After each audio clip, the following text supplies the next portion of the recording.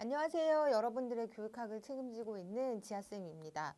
이틀 전, 3일 전이죠. 오늘이 화요일이니까 토요일 시험 여러분 다들 잘 보셨는지 모르겠고요. 저는 시험지 딱 받아보는 순간, 우리가 다 한 건데? 이런 생각을 했는데, 여러분들은 어떻게 느끼셨는지 모르겠고요. 그리고, 전체적인 총평은 제가 문제 끝나고, 그러니까 해설 강의 다 끝나고, 마지막에 말씀드리는 걸로 하고, 일단 1번부터 여러분들하고 해설 강의를 시작하도록 하겠습니다. 1번 보시면 교수학습 이론에서 나왔던 문제고요. 이것도 제가 이제 많이 말씀드렸던 내용인데 체제적 교수 모형이고 이렇게 쭉 내용을 보시면 10단계로 구성된다라고 되어 있잖아요. 그럼 이 중에서 이제 여러분들이 고르셔야 되는데 일단 에디 모형이라는 건 각 단계별 글자를 따서 우리가 에디 모형이라고 부르는 거잖아요. 그러면 10단계가 아니라 5단계겠죠. 그래서 1번은 여러분들이 아니라고 생각을 하셨을 것 같고요. 두 번째 글레이저는 우리 상담 심리 할 때 그 현실 치료 관련해서 나왔던 분이잖아요. 그리고 켈러의 ARCS 동기 설계 이론 이것도 요거랑 상관없었기 때문에 1번은 여러분들이 속어법으로도 4번으로 체크를 하실 수 있었을 것 같고요. 제가 그 모의고사 때 그러니까 이번에 다행히도 여러분들하고 지방직 모의고사 3회분하고 국가직 모의고사 3회분 했었는데 그때 말씀드렸던 내용들이 많이 나와서 정말 다행이다라고 저는 생각을 했었거든요. 보시면 그 시도교육청 대비 모의고사 첫 번째 때 제가 과 캐리 교수 설계 모형에 대한 문제를 여러분들한테 보여드리면서 그때 뭐라고 말씀을 드렸냐면 여기서는 그 에디 모형의 실행 단계가 생략되어 있는 게 특징이에요 라고 말씀을 드렸던 기억이 있고요. 그리고 이제 나머지 문제들도 여러분들이 이제 풀어보셨었는데 이 문제는 지금 옳지 않은 것이니 3번이었죠. 그래서 교수 프로그램 설계 및 개발 과정을 주도한 교수 설계자가 총괄 평가를 실시할 것을 권한다라고 했는데 이거는 꼭 뒷과 캐리 모형에서 뿐만 아니라 교육평가 전체에서 전반적으로 우리가 기억해야 되는 내용인데 그 총괄 평가는 교수 학습을 직접 시행한 교사나 또는 이 개발 과정을 주도한 설계자가 총괄 평가를 실시하는 것이 아니라 외부의 그 평가 전문가가 하는 것이 좋다라는 거를 우리가 모두 알고 있잖아요. 그래서 그걸 가지고 풀었던 문제였었고요. 어쨌든 이렇게 뒷과 캐리에 대해서 여러분들이 한번 다뤄보셨기 때문에 그리고 제가 또 설명드리면서 요거를 일단 에디 모형을 보시면 그 수업체제 설계의 기본 과정인 분석, 설계, 개발, 실행, 평가에 영어 앞글자를 따서 에디 모형으로 불린다. 요거는 이제 기본 개념이니까 여러분들이 좀 기억을 하셨으면 좋겠고 이렇게 보여드렸잖아요. 제가 보여드렸고 예전에는 뭐 학습과제 분석이 분석 단계에 들어가고 수업의 청사진이나 수업 설계안을 제작하는 단계가 뭐야? 라고 했을 때 여러분들이 설계를 골라주는 문제들이 많이 출제됐었다면 제가 이번에는 뒷과 캐리의 수업체제 설계 모형도 나올 수 있어요 라고 해서 이거 보여드렸던 기억이 나고요. 여러분들도 이거 기억이 나실 건데 여기서 보시면 제가 1번부터 10번까지 기본 강의 때도 그리고 테마별 우리 기출부기기 강의 때도 이거 여러 번 반복해서 말씀드렸잖아요. 이렇게 보시면 10단계로 이루어져 있다라고 보시면 되는데 제가 이제 해설 강의 준비하면서 이 강의를 3일 전에 시험 보신 여러분들도 당연히 보시겠지만 내년 시험을 준비하시는 분들도 이 강의를 보실 것 같아서 조금 자세히 설명을 드릴 부분은 드려야겠다라고 생각을 했거든요. 그래서 그것과 관련해서 얘는 좀 여러분들이 좀 살펴보셨으면 좋겠는 게 1번부터 이제 10까지 총 10단계로 이루어져 있고요.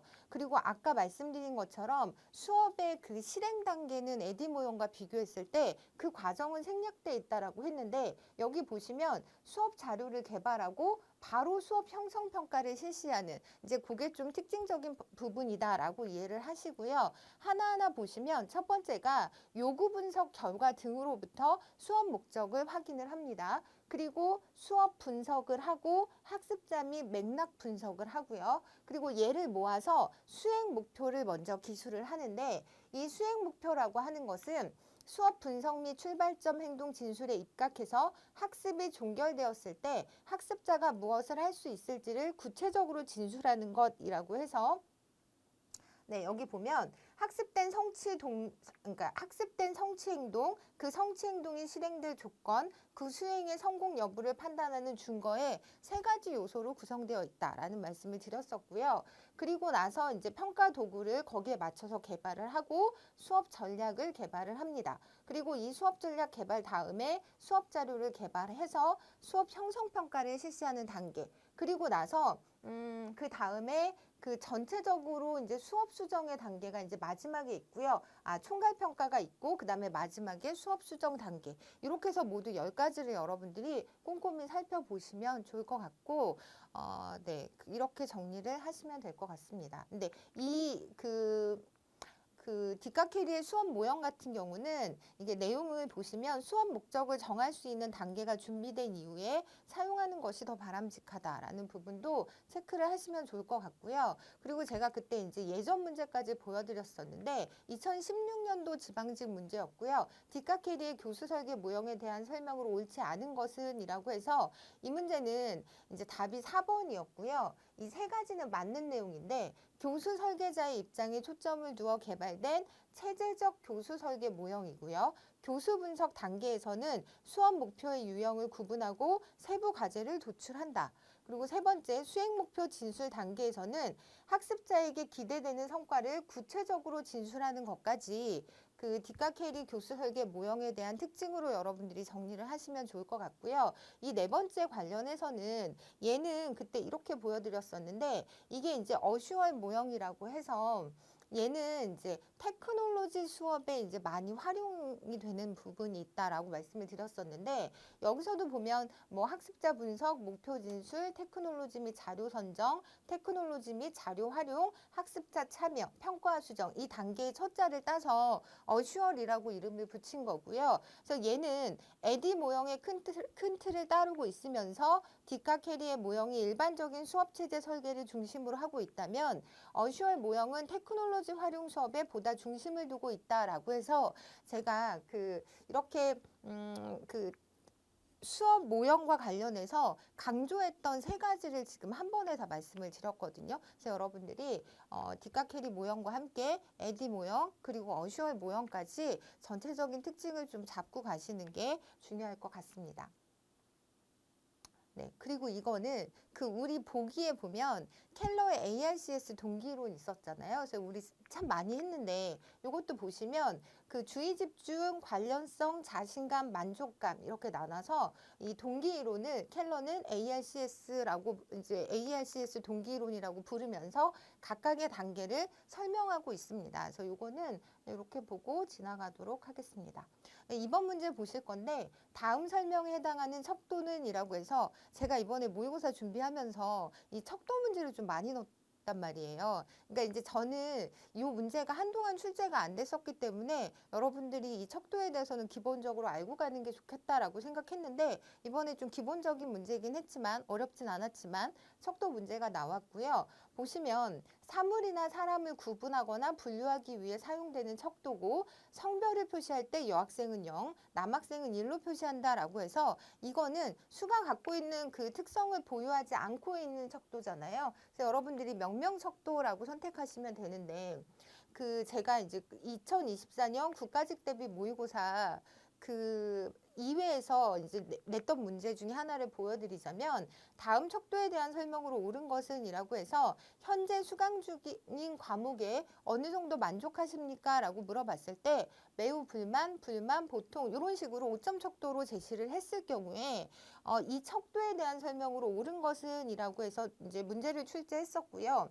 얘는 보시면 어떤 순위 서열의 특징은 갖고 있지만 그게 뭐 동관성을 갖고 있는 건 아니잖아요. 그래서 답은 4번 순위 또는 상대적 중요성에 대한 정보를 갖고 있는 측정치로 측정치가 절대량의 크기는 나타내지 않는다 라고 해서 4번이 답이었고요. 이것과 관련해서 제가 설명을 드릴 때 이렇게 보여드렸었잖아요. 보시면 명명 변이는 수가 지닌 특성을 가지고 있지 않는 변인으로서 우리가 지금 방금 문제에서 다뤄봤던 성별이나 출신지 등 뭐 같다 다르다의 개념을 갖고 있는 거고요.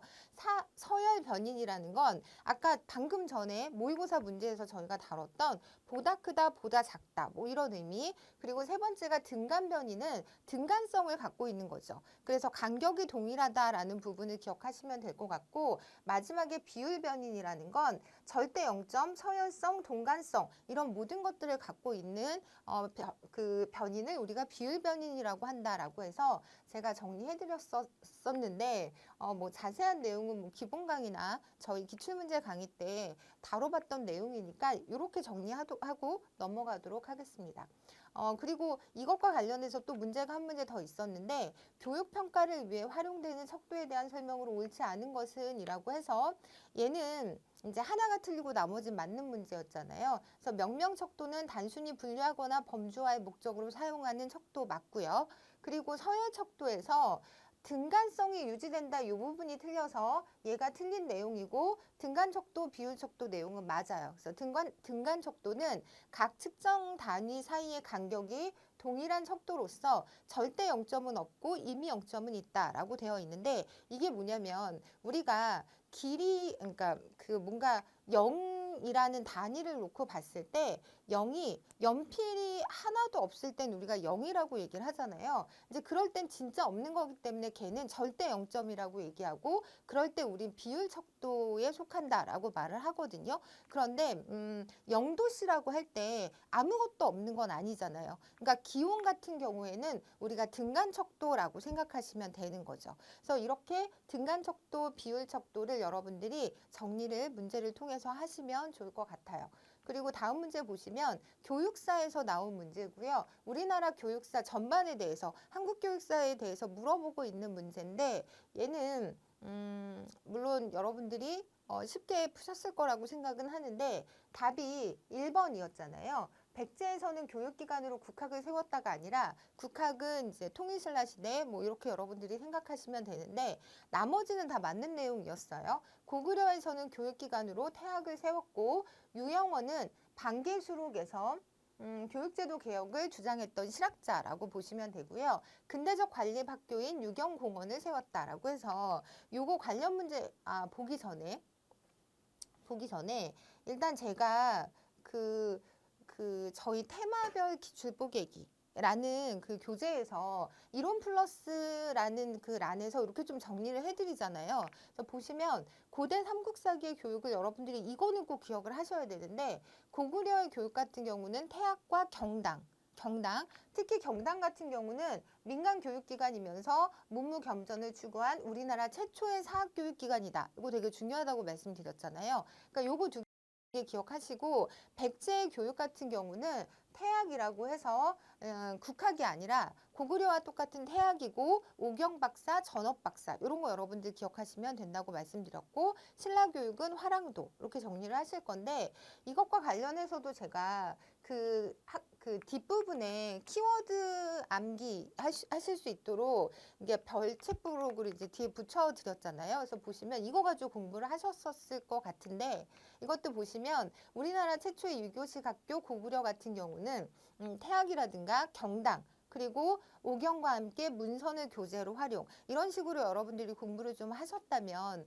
지금과 같은 문제를 좀 수월하게 접근할 수 있지 않았을까라는 생각을 해보고 많이 활용하시라는 뜻에서 지금 보여드리는 거고요.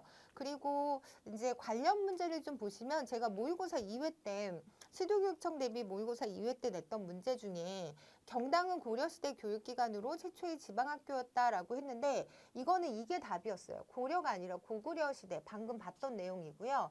나머지는 맞는 내용인데 향교는 고려시대에 설립되었으나 조선시대에 들어와 크게 확충되었고 태학은 고구려 시대에 설립된 관악 방금 나왔던 그 선지에 나왔던 내용이고요. 통일신라의 학교 교육은 국학에서 시작되었다라고 해서 이 부분을 좀 기억하셨으면 앞에 문제가 좀 수월하지 않았을까. 이것도 역시 시도교육청 대비 모의고사 세 번째에 나왔던 문제로서 이제 이런 부분에서 우리가 좀 다뤄봤던 내용이고요. 그리고 제가 또 개화기 교육에 대한 문제로서 이제 내면서 여기에 유경공원 얘기를 했잖아요. 그러니까 여긴 답이 2번이었는데 고종의 교육 입국 조서는 시기적으로 1895년도인데 유경공원은 1886년이다라고 말씀을 드렸고, 그렇지만 이 유경공원이 관립교육기관은 맞아요라고 말씀을 드렸잖아요. 그래서 이렇게 저희가 좀 다뤄봤던 내용이었고, 그리고 제가 유형원을 얘기할 때도 뭐라고 말씀을 드렸냐면,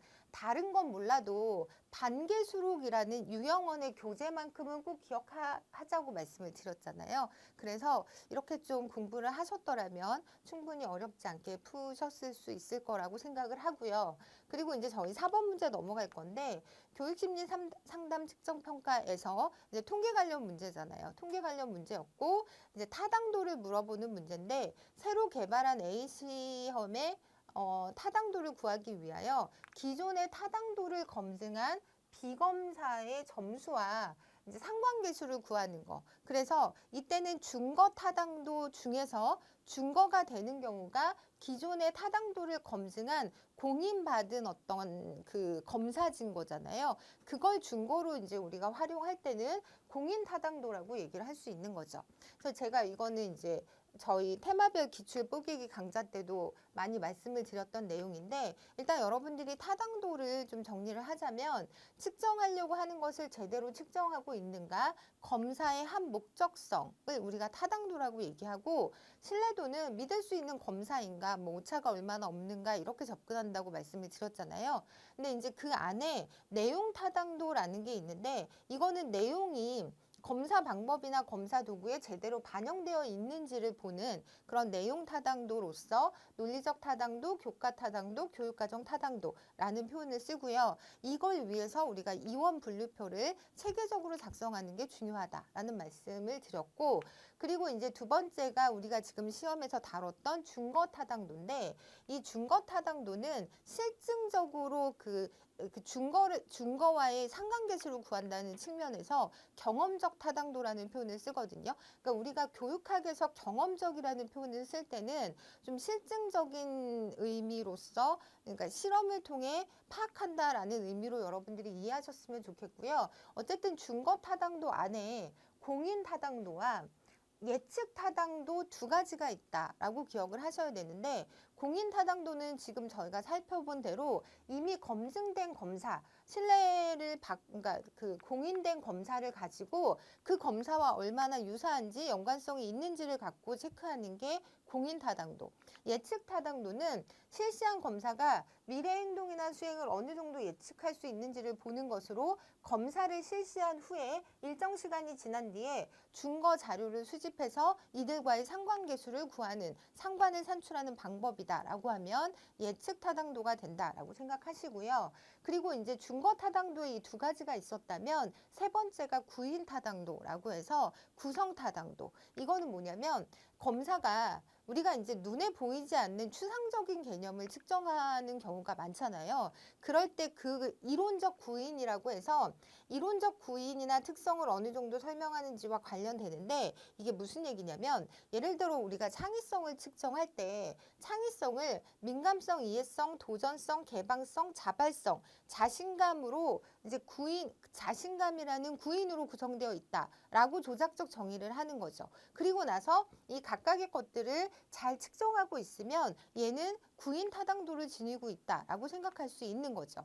그래서 이제 그렇게 이해를 하시면 되고, 제가 이제 그때도 말씀을 드렸지만 타당도를 놓고 내용 타당도, 논리적 타당도, 이원 분류표를 작성하는 게 중요하다라는 부분하고, 준거 타당도, 경험적 타당도에는 공인 타당도, 예측 타당도가 있고, 세 번째로 구인 타당도 또는 구성 타당도가 있다라는 이런 전반적인 틀을 여러분들이 갖고 계시는 게 중요하다라는 말씀을 드렸었죠. 그래서 그걸 기억하시면 좋을 것 같고요. 그리고 이제 교육심리에서 5번 문제를 보시면, 형태주의 심리학의 관점으로 옳지 않은 것은 이라고 물어보고 있는데, 일단 게슈탈트 심리학이라고 하면 여러분들이 통찰이라는 개념이 먼저 떠올라야 되고요.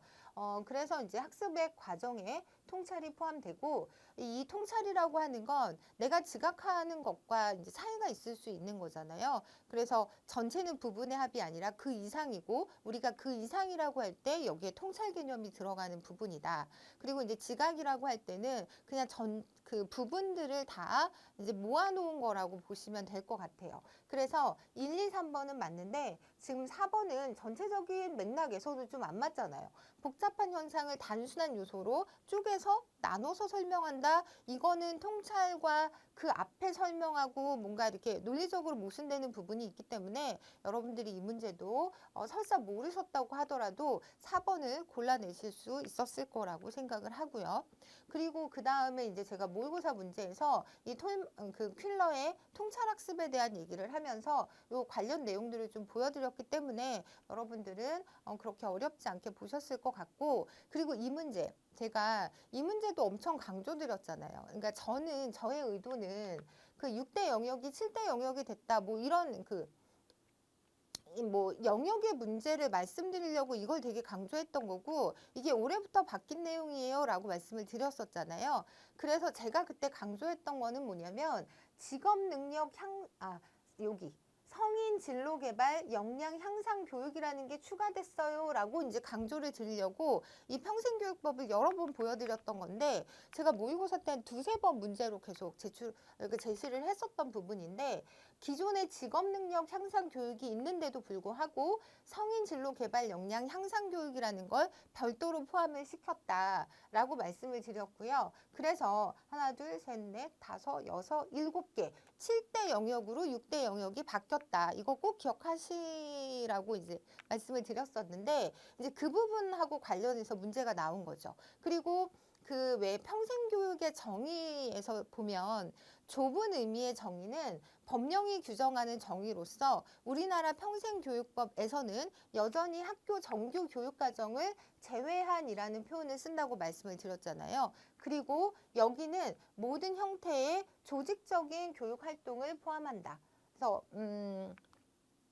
제가 의도했던 그 문제는 나오지 않았지만 이 부분 여러분들 계속 보셨기 때문에 얘도 익숙하게 받아주셨을 것 같다는 생각을 좀 해보고요. 그래서 얘는 답이 3번이었던 문제였고, 그리고 이제 뭐 평생교육이라고 하는, 그러니까 우리가 이제 의도적으로 하는 교육이라고 할 때는 다 조직적인 교육 활동이다라고 생각을 하셔야지, 평생교육이니까 비조직적인 게 아닐까라고 생각하시면 안 된다라는 부분까지 여러분들이 가져가셨으면 좋겠습니다. 이게 이제 제가 모의고사 때 보여드렸던 문제였는데, 그때는 진로개발 역량 향상 교육이 중요해요라고 이제 그걸 보여드리려고 말씀을 드렸던 거고, 여전히 이 부분은 중요해서 내년에도 언제든지 시험에 나올 수 있는 부분이기 때문에 우리가 그 평생교육의 영역이라고 할 때 직업능력 향상 교육과 함께 성인 진로개발 역량 향상 교육이라는 것이 새롭게 이제 추가됐다라고 해서 여러분들이 꼭 기억하셨으면 좋겠습니다. 그리고 그때 이제 모의고사 설명해 드릴 때 테마별 강의에서 보여드렸던 이 내용도 다시 한번 보여드렸잖아요. 그래서 학교의 정규 과정을 제외한 학력 보완 교육, 성인 문자 획득 교육, 직업 능력 향상 교육, 성인 진로 개발 역량 향상 교육, 그리고 인문 교육, 문화 예술 교육, 시민 참여 교육 등을 포함하는 모든 형태의 조직적인 교육 활동을 말한다라고 해서 여러분들이 정리하시면 될 것 같습니다. 7번 문제를 보시면 이것도 제가 이제 다행히 모의고사 때 여러분들하고 같이 했던 내용인데, 일단은 숙달 수행 목표에 대한 내용이고요. 학습 동기에 대한 목표 지향성 이론에 따르면 학습자가 어떤 목표를 갖고 있으면 자신의 능력을 높이기 위한 목표를 성취하기 위해 도전적인 새로운 과제를 선택하는 경향이 높지만, 이거는 이제 준거지향이면서 숙달 목표라고 이제 이해하시면 되고요. 나 같은 경우는 능력이 부족해 보이는 것을 피하기 위해서 새롭고 도전적인 과제보다 쉬운 과제를 선택하려는 경향이 있다. 능력 입증에 포커스를 맞추고 있기 때문에 이럴 때 우리가 수행 목표라고 이제 이해를 하면 되고요. 이제 목표 지향성 이론, 동기화 이론을 설명해 드리면서 같이 설명했던 내용인데, 제가 이번에 시도교육청 대비 모의고사 문제에서 이 부분을 이렇게 다뤘었는데 학습 동기에 관한 설명으로 가장 옳은 것은 이라고 해서 얘가 지금 이제 다 틀린 내용이라서 하나씩 좀 정리를 해야 되는데 이거 하면서 그 3번 지문을 설명하면서 설명을 드렸었잖아요. 그래서 3번 내용을 보시면 하나씩 볼 건데 이렇게 그리고 3번 내용은 자아 개입 학습 목표를 가진 학습자는 타인의 평가보다는 과제의 숙달에 관심을 가질 가능성이 높다라고 해서 얘는 우리 문제보다 조금 더 한 번 더 틀어서 이제 문제를 출제했는데 이게 뭐냐면 만약에 우리가 수행 목표를 지향하는 경우에는 능력 비교에 초점을 두고 능력을 입증하는 것에 포커스를 맞추기 때문에 그걸 우리가 자아 개입형 학습자라고 얘기를 하거든요.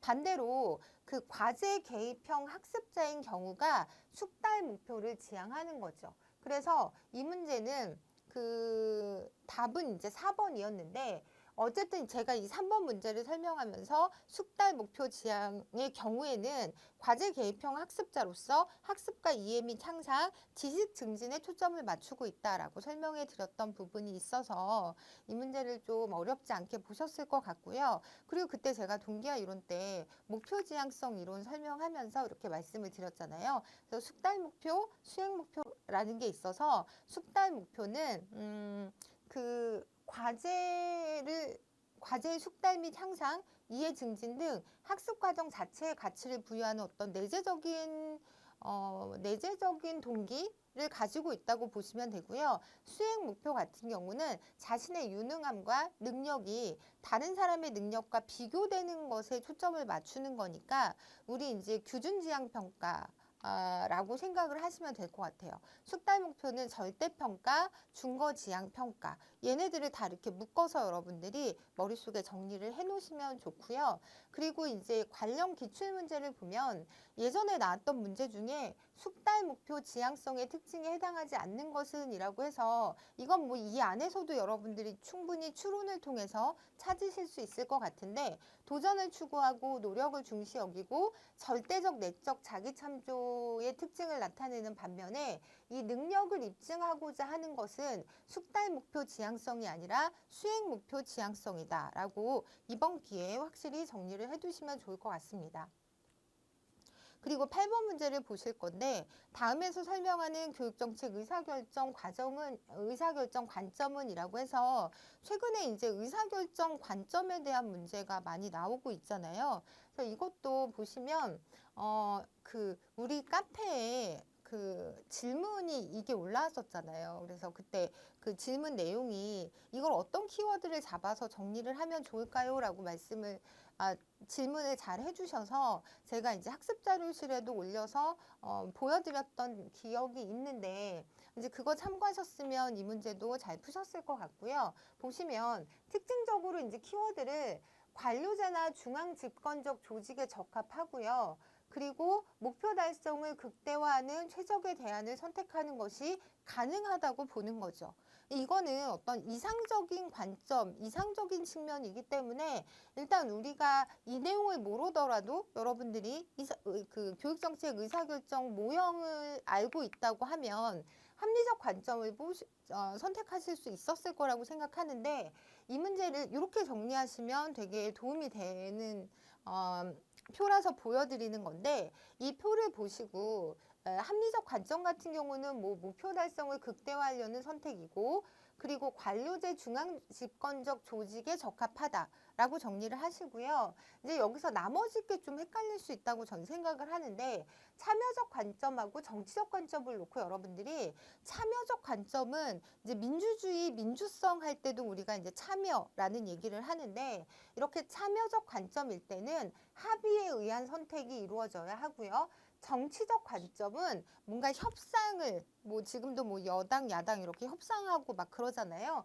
그렇게 여러분들이 협상에 의한 선택이다라고 이제 두 개를 좀 나눠서 기억을 하시고요. 우연적 관점은 선택은 우연적 결과이다라고 이제 보는 입장. 마치 우리가 그 비합리성을 전제로 쓰레기통 모형이 있는 것처럼 얘는 이제 별도로 여러분들이 생각하시고 이 두 가지를 헷갈리지 않게 기억을 하시는 게 좋을 것 같아요. 그래서 이렇게 정리를 해볼 수 있고요. 그리고 요거는 조금 더 설명을 드리자면 우리가 이제 작년 교육청 문제, 1년 전에 이 문제가 똑같이 보니까 보기는 똑같은 것 같아요. 보기가 똑같이 나왔고 그때는 어떤 키워드로 우리가 문제를 풀어야 했냐면 관련 당사자들 간의 논의를 통한 합의의 결과로 이해를 한다. 그래서 이 합의의 포커스를 맞춰서 우리가 이제 민주적, 참여적 관점이다라고 고르자라고 말씀을 드렸고, 정치적 관점일 때는 이거는 합의가 아니라 여러분들이 협상이라고 생각하시면 되죠. 그리고 합리적 관점은 방금 문제에서 살펴본 것처럼 그 이상적인 어떤 그 결과가 가능하다고 보는 거죠. 그리고 관료제 조직이나 그런 경우에 이제 적합한 방식이다라고 해서 이 세 가지를 여러분들이 이번 기회에 정리하셨으면 좋겠습니다. 네. 여러분들 9번부터 이어서 시작을 하도록 하겠습니다. 9번 문제 보시면 교육행정의 기본 원리에 대해서 물어보고 있는 문제고요. 이거는 여러분들도 많이 풀어보셨으니까 네, 쉽게 접근하실 수 있었을 것 같은데 생각해보면 좀 그동안 쓰던 표현하고 좀 다른 표현 형태로 나와서 그게 어쩌면 좀 헷갈리셨을 수도 있겠다라는 생각은 드는데요. 뭐 속어법으로도 푸셨을 수 있을 것 같고요. 내용을 좀 보면 교육 활동에 투입되는 인적 물적 자원에 대한 교육 산출의 비율을 최대한 높이는 것이다 라고 해서 비용은 적게 들이고 결과는 최대한 뽑아내겠다라는 개념인 거잖아요. 그래서 우리가 이제 경제성의 원리, 효율성의 원리라고 여러분들이 체크를 하시면 되고요. 예를 들면 국가 재정의 한계로 인해 학급당 학생 수를 늘리는 것이 여기에 해당된다라고 정리를 하시면 좋을 것 같고요. 제가 민주성의 원리라고 할 때는 항상 반영하고 참여한다라는 두 가지 키워드를 꼭 기억하자고 말씀을 드렸잖아요. 그리고 합법성의 원리는 뭐 법이 정하는 대로, 법에 규정하는 대로, 기회균등의 원리는 이제 뒷부분을 제가 좀 볼 건데 이건 이제 올해 여러분들 12번 국가직 문제에 나왔던 내용이고요. 요거 관련해서 제가 그때 설명을 드릴 때 뭐라고 그랬냐면 민주성은 반영 참여가 키워드고 효율성의 원리는 경제성의 원리라고도 할 수 있는데 최소한의 시간과 노력을 들여서 최대한의 효과를 얻겠다라는 개념이다라고 말씀을 드렸고요. 자주성의 원리는 자주 독립 이렇게 생각하자고 말씀을 드렸죠. 그리고 안정성의 원리가 있고 적응성의 원리, 우리 보기에 나왔던 기회균등의 원리라는 건 뭐냐면 헌법 제31조 1항에서 모든 국민은 능력에 따라 균등하게 교육을 받을 권리를 가진다를 포함해서 교육기본법 등은 능력에 따른 교육기회의 균등을 국민의 권리로 명시하고 있다라고 해서 이런 내용이 나오면 여러분들이 기회균등의 원리 라고 선택을 하시면 되고요. 그리고 권한의 적정 집중 원리라고 해서 그때 국가직 문제 이제 오답으로 나왔던 부분인데 요거는 어떤 거냐면 특정 조직, 집단, 개인에게 권한이 집중되지 않고 집권과 분권이 적절하게 균형을 이루어야 함을 말할 때 우리가 권한의 적정 집중 원리 또는 적도 집권의 원리라고 여러분들이 정리하시면 될 것 같습니다. 그리고 이제 저희 테마별 기출 뽀개기 강의할 때도 테마 107의 교육행정의 특성 및 원리라고 해서 교육행정의 원리에 대한 설명으로 옳지 않은 것은 이라고 해서 전에 한번 문제가 또 나왔었는데 이때도 제가 반영이라든가 참여가 나오면 자주성이 아니라 민주성의 원리다라고 말씀을 드렸잖아요. 이제 그렇게 해서 정리하시면 될 것 같고요. 그때도 이제 효율성의 원리가 나왔던 부분이라 이번에는 이제 기출에서 나왔던 문제가 나왔다고 보시면 될 것 같아요. 그리고 저희 이제 10번 문제 들어갈 건데 교육학자에 대해서 물어보고 있고요. 얘 같은 경우는 뭐 과학적인 방법에 따른 교육과정 개발이 필요하다라고 해서 이 부분을 여러분들이 키워드를 가지고 문제를 푸셨으면 됐었던 문제였는데 밑에 내용을 보시면 교육사회학에서 뭐 작년에도 출제가 됐던 애플 같은 경우는 갈등론적 입장이고요. 그리고 이제 듀이 같은 경우는 아동 중심 교육, 경험 중심 교육. 그래서 어떻게 보면 과학적인 방법에 따른 교육과정 개발과는 좀 상충된 그런 학자라고 보시면 되고요. 그리고 위긴스와 맥타이 같은 경우는 제가 이제 설명을 좀 드릴 건데 이해중심 교육과정을 주장했던 분이어서 일단 이 문제의 정답은 보빗이었고요. 물론 보비트 같은 경우는 교육행정 관련해서 문제에도 많이 출제됐던 분이라 이렇게 또 교육과정과 관련해서 문제가 나왔을 때 좀 생소하셨을 수도 있지만 이제 다른 학자들을 이제 소거하면서 여러분들이 답을 추론할 수 있었을 문제였다고도 생각을 합니다. 위긴스와 맥타이 같은 경우는 그 최근에 임용고시 문제에 이제 간간히 나오고 있거든요. 그래서 이제 그런 부분도 언제든 나올 수 있기 때문에 여러분들이 키워드 정도는 좀 기억을 하시자고 해서 제가 이제 카페 학습 자료실에도 별도로 올려드렸는데 위긴스와 맥타이 이해중심 교육과정이라고 기억하시고요. 얘는 평가를 먼저 이제 염두에 두고 교육과정을 설계하기 때문에 백워드 설계 모형이라는 표현을 쓰기도 합니다. 근데 여기서 특징적인 점은 뭐냐면 절차적으로는 타일러의 행동 목표 모형을 가져오고요. 교수 방법 원리는 브루너의 지식의 구조에 바탕을 둔 이 두 가지가 같이 이제 결합된 형태의 교육 과정이다라는 걸 여러분들이 기억하시면 좋을 것 같아요. 그래서 이제 예전에는 보비트 하면 학교 행정 관련해서 교육 행정 관련해서 과학적 관리론에서 등장했던 학자였잖아요. 그래서 보비트 보시면 그 효과스 그 생산품 학생이라고 봤을 때 생산 방법을 표준화하고 생산자의 자격 교육 훈련에 과학적 관리의 원리를 적용해야 한다라고 주장했던 분이었는데 이제 이 분이 교육과정 관련해서도 과학적 관리, 과학적 원칙 이런 걸 중시했다라고 이해하시면 될 것 같고요. 여기도 보시면 기출문제에서도 보빗 같은 경우는 과학적 관리의 원칙으로 학교 행정에 적용했을 때 옳지 않은 것은 이렇게 시험 문제로 많이 등장하셨던 분이어서 여러분들이 학교 행정하고 교육과정이 별개라고 생각하셨을 수도 있었을 것 같아요.